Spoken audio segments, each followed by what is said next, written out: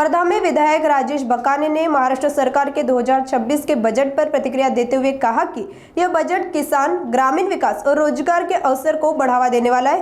उन्होंने बताया कि बजट में किसानों के लिए कर्ज माफी योजना, दुर्घटना बीमा और नियमित कर चुकाने वाले किसानों को प्रोत्साहन देने जैसी व्यवस्थाएं की गई है। इसके साथ ही ग्रामीण क्षेत्रों में सड़क, घरकुल, लघु उद्योग और पर्यटन विकास के लिए भी निधि का प्रावधान किया गया। साथ ही उन्होंने कहा कि यह बजट किसानों और ग्रामीण अर्थव्यवस्था को मजबूती देने वाला है और इससे ग्रामीण विकास को नई गति मिलेगी।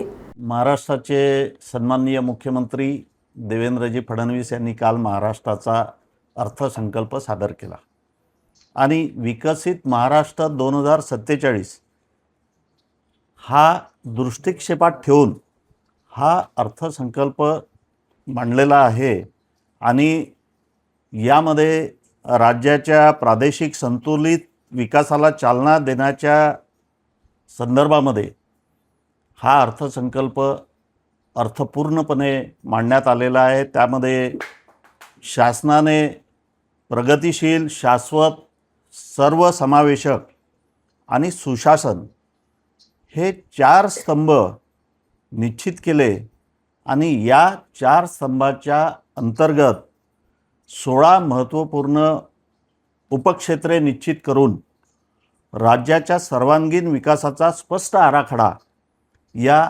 अर्थसंकल्पातून मांडण्यात आलेला आहे। विदर्भ, मराठवाडा, कोकण, उत्तर महाराष्ट्र आणि पश्चिम महाराष्ट्र या सर्व भागाचा सारखा विकास व्हावा, संतुलित विकास व्हावा या दृष्टीने हा अर्थसंकल्प फार महत्त्वाचा आहे आणि राज्याच्या अर्थव्यवस्थेचा कणा असलेल्या शेतकरी बांधवांच्या हिताच्या दृष्टीने आणि त्याला प्राधान्य देऊन हा अर्थसंकल्प या ठिकाणी मांडण्यात आलेला आहे।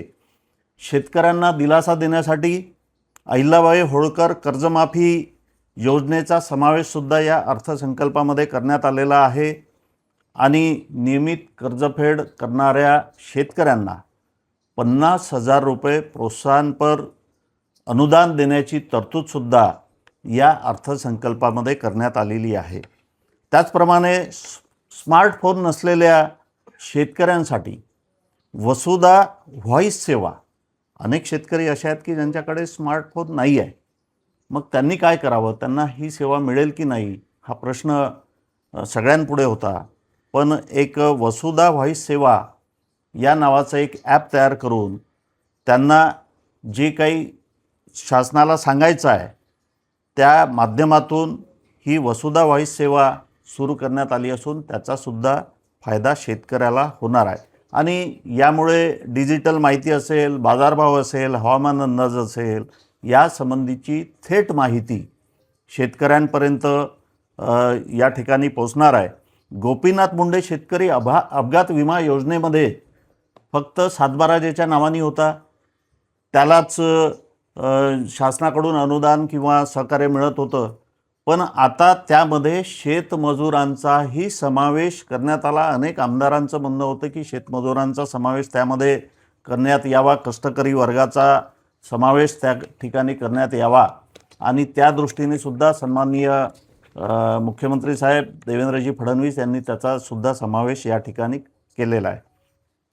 त्याचप्रमाणे ग्रामीण विकासाला चालना देण्यासाठी बळीराजा पांधन योजना असेल, प्रधानमंत्री ग्राम सडक योजना असेल, तसेच 1000 पेक्षा जास्त लोकसंख्या ज्या ठिकाणी आहे त्या गावाचे गावजोडणी रस्ते असेल ते सिमेंट कॉन्क्रीटचं करण्याचा सुद्धा तरतूद या अर्थसंकल्पामध्ये करण्यात आलेली आहे आणि त्यामुळे दळणवळणाची सुविधा मजबूत होऊन या ठिकाणी आर्थिक क्रियाकलापांना गती मिळणार आहे, याच्यामध्ये कुठेही दुमत नाही।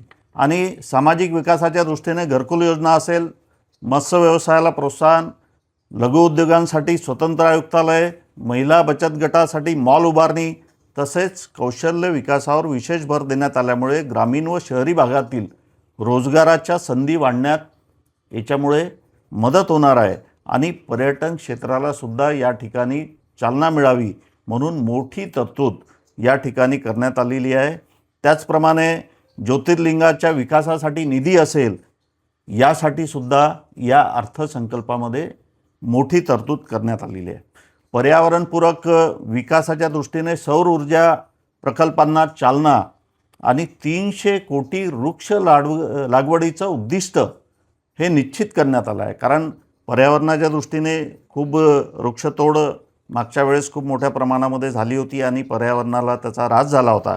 त्यामुळे वृक्ष लावणंसुद्धा गरजेचं होतं.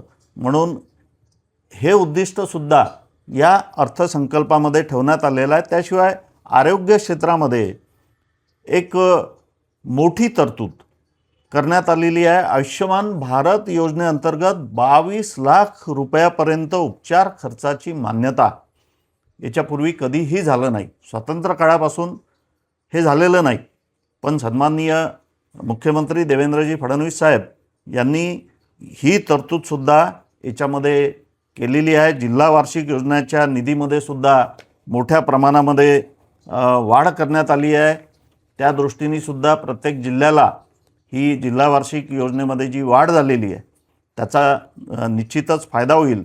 एकूणच विकसित महाराष्ट्र 2047 या संकल्पनेला दिशा देणारा शेतकरी ग्रामीण विकास, रोजगार निर्मिती आणि सर्वसमावेशक प्रगतीला चालना देणारा हा अर्थसंकल्प असल्याचे माझे मत आहे. आणि याचा फायदा 100% या महाराष्ट्राला झाल्याशिवाय राहणार नाही. आणि या ठिकाणी मी भारतीय जनता पार्टीचा देवळी विधानसभेचा आमदार म्हणून या महाराष्ट्राचे मुख्यमंत्री सन्माननीय देवेंद्रजी फडणवीस साहेब यांना एक चांगला अर्थसंकल्प बनवला, सर्वसमावेशक अर्थसंकल्प बनवला, यासाठी धन्यवाद देतो. नमस्कार.